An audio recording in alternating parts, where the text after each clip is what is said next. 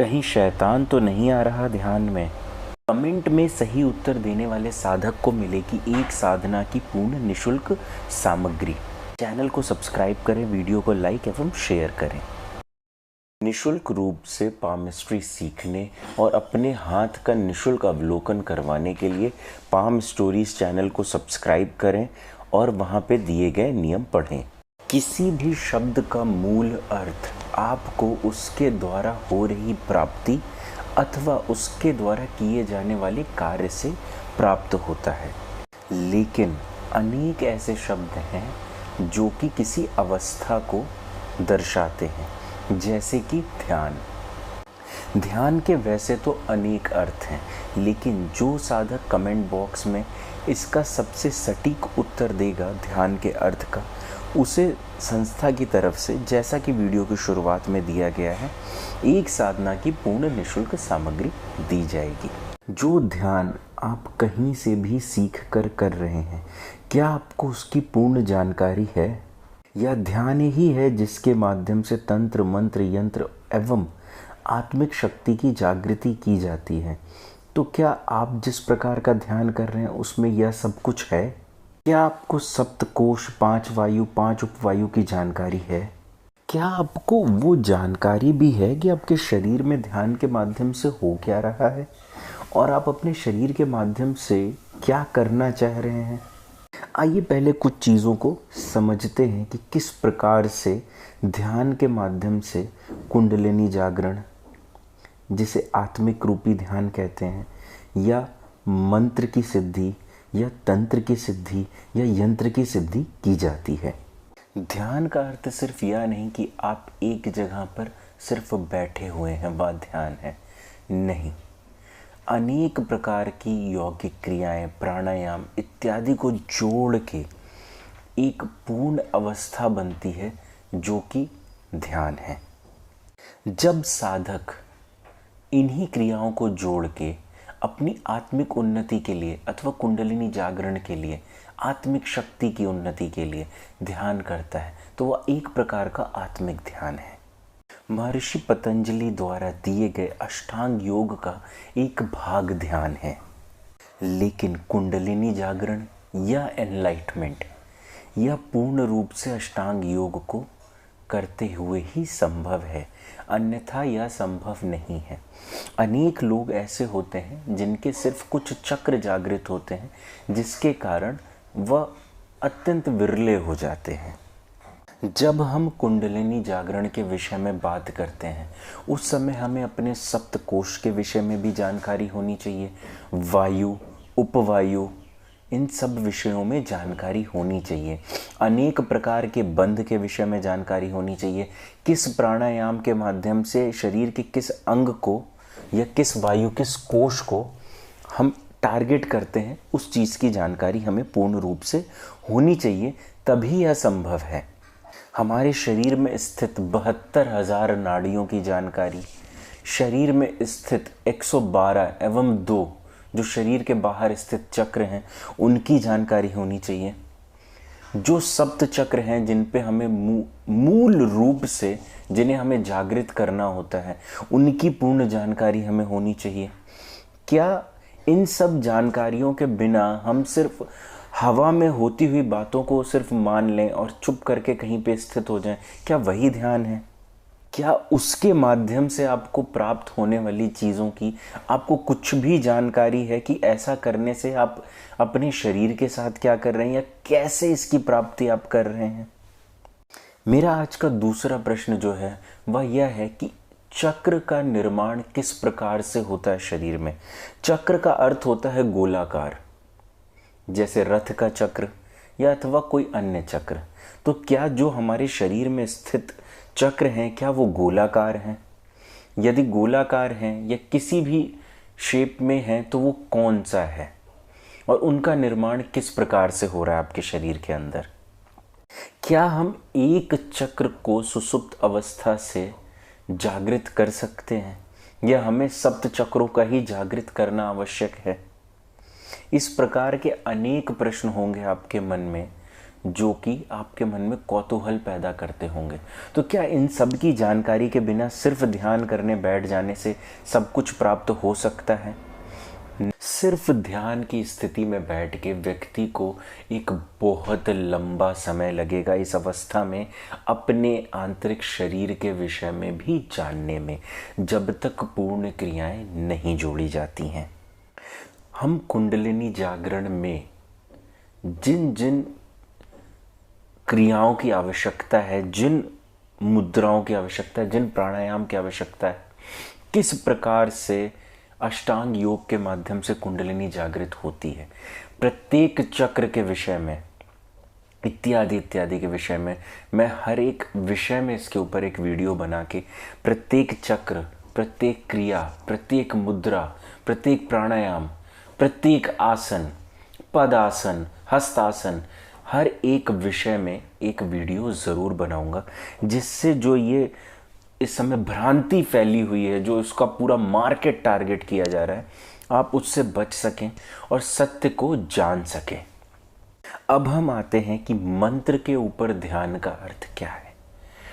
मंत्र अथवा संगीत या एक इस प्रकार की ध्वनि है जो कि हमारे चक्रों पे आघात करती है और उन्हीं के माध्यम से जो तरंगें पैदा होती हैं शरीर में, वही आपके इष्ट का पूर्ण रूप से निर्माण करती है, जिसके माध्यम से उसमें वह अनेक शक्तियां विद्यमान रहती हैं और होती हैं, जो कि आपको अपने मंत्र से प्राप्त करनी होती हैं।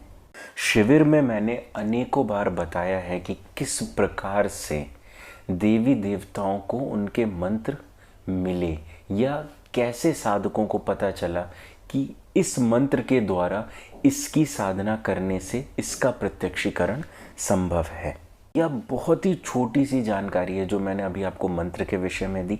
मंत्र को किस प्रकार से जप करना चाहिए, किस अवस्था में जप करना चाहिए, किन नियमों का पालन करना चाहिए उसको, या किसी भी साधना को करने के लिए, जप को करने के लिए किन नियमों का पालन करना चाहिए, इसके विषय में हर एक छोटे से छोटे विषय में मैं एक पूर्ण वीडियो बनाऊंगा, जिससे साधकों के मन में जितनी दुविधाएं हैं सब दूर हो जाएं।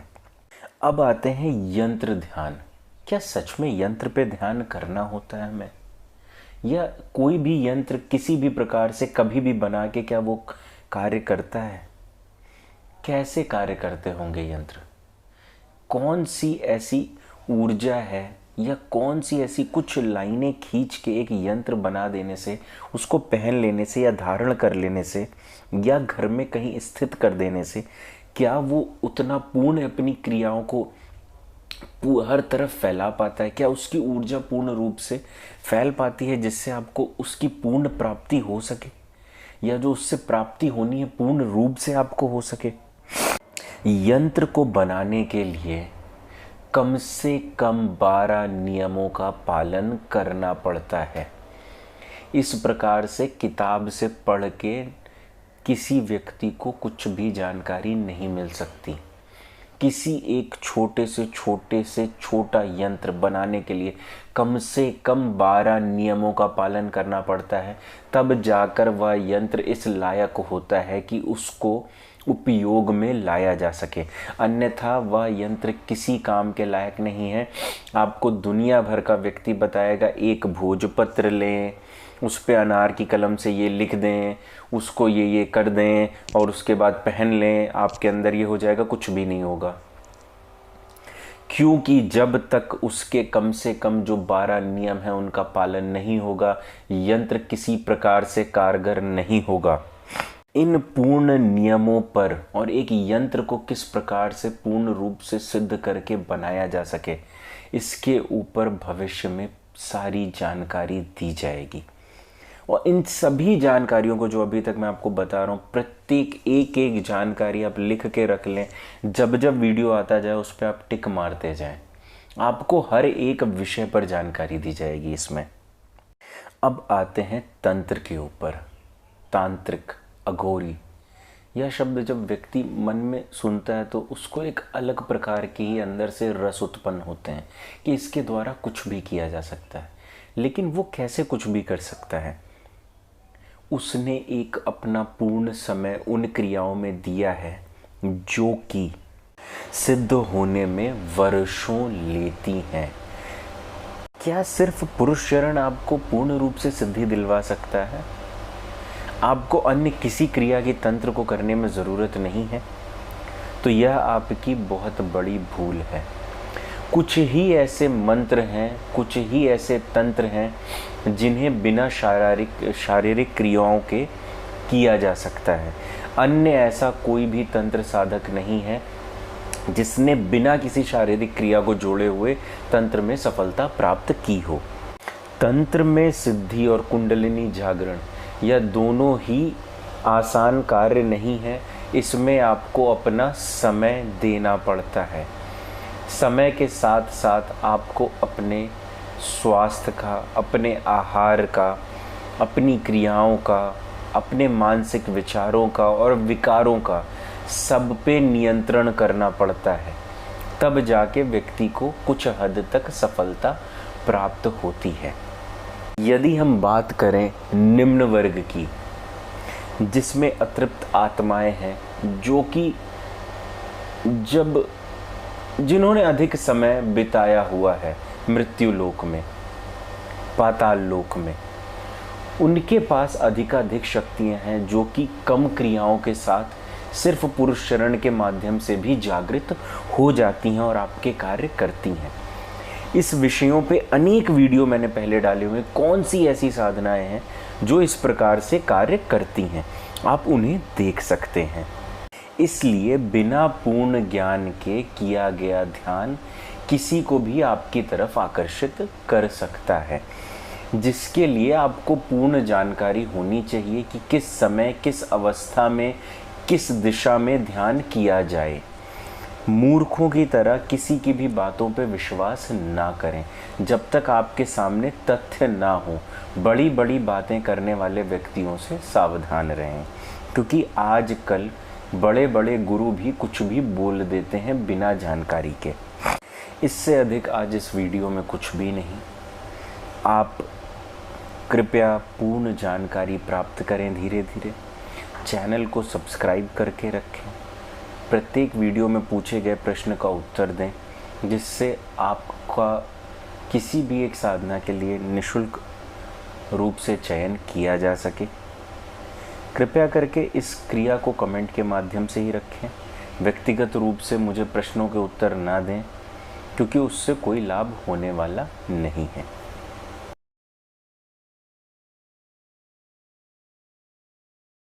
महाराष्ट्र में एक आश्रम बनाने का निश्चय किया गया है कि भारत के हर एक राज्य में एक आश्रम होना चाहिए। इसी क्रम में महाराष्ट्र में एक आश्रम बनाया जा रहा है जो मुंबई पुणे के पास में है। आप सभी के आर्थिक सहयोग की उसमें आवश्यकता है, जो कि लगभग 5 एकड़ भूमि जिसके लिए निर्धारित की गई है, वहाँ पे आप सबका आर्थिक सहयोग मिलेगा। तो वहाँ पे हम एक आश्रम बना पाएंगे जहाँ पे हम क्रिया योग, योग निद्रा, ध्यान इत्यादि के ऊपर पूर्ण चर्चा करेंगे और वहाँ पे जितने भी जगत में रहस्य हैं उनका खुलासा करेंगे। और वहाँ पे किसी एक 10 महाविद्या में से किसी एक महाविद्या का भव्य मंदिर होगा, और ऐसा मंदिर होगा जो सच में होते थे मंदिर, जैसे मंदिर होने चाहिए, जिसमें एक बार व्यक्ति को दर्शन करने मात्र से ही उसकी सारी परेशानियां दूर हो जाएं।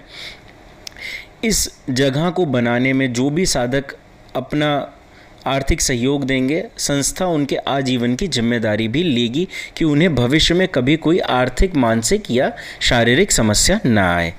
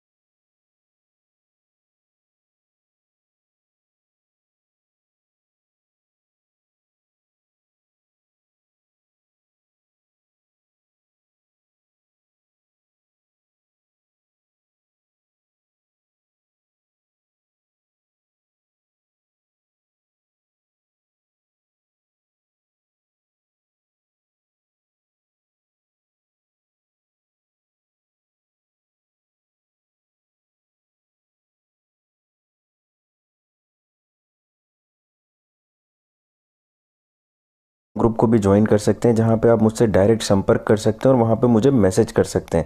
इसका लिंक मैं डिस्क्रिप्शन बॉक्स में दे देता हूं, और किस तरह से ज्वाइन करना है आप ये वीडियो में देख के समझ। टेलीग्राम चैनल को ज्वाइन करने के बाद आप उसमें डिस्क्रिप्शन बॉक्स में जाके डी ऑकल्ट पे क्लिक करके मुझे डायरेक्ट मैसेज कर सकते हैं। कृपया मुझे निःशुल्क सामग्री, दीक्षा, सिद्धि ट्रांसफ़र ऐसी चीज़ों के लिए बिल्कुल मैसेज ना करें। आप कॉल मी फॉर ऐप के थ्रू भी मुझे डायरेक्ट कॉल कर सकते हैं। मेरी आईडी है devanshu@cm4।